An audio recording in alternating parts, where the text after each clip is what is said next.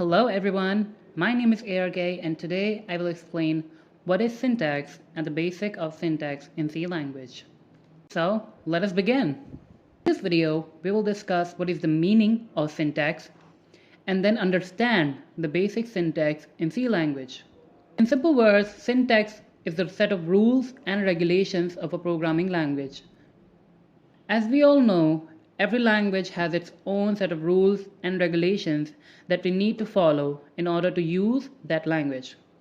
For example, in English, every sentence must begin with a capital letter and end with a full stop. Now, these rules and regulations in English are known as grammar, and the programming term for grammar is syntax.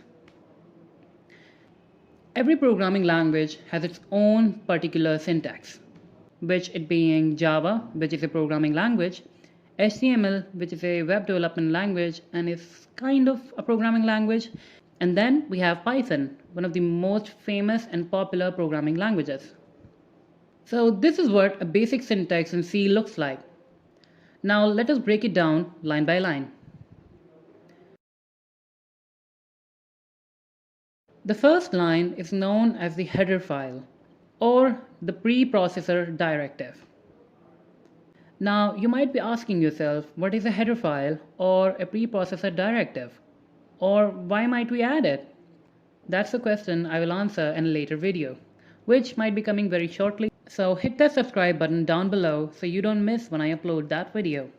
One thing about header file is that you can include more than one header file at a time. You can even create your own. Now moving on to the main function. As the name suggests, this is the most important part of a program. This is where all the other secondary functions get called, and this is where the compilation or the processing starts. Now the next thing we have are the comments. Comments in C language are not processed, they're ignored and leave the output unaffected. There are two types of comment in C language, but we will learn more about them later. Moving forward, we have the return statement. This statement tells whether our program executed correctly or not. If our program executed successfully, the returned value is 0. Otherwise, we know something went wrong. Apart from these statements, there are a few minor but important things that play a very important part in a C syntax, such as the braces. The braces indicate the range of the function. The semicolon are known as the concluding statement. After every operation, they need to be placed to signify that the statement has concluded. That concludes our video. I hope you found it informational. If you did, make sure to leave a like. And if I may have missed something, please let me know in the comments below.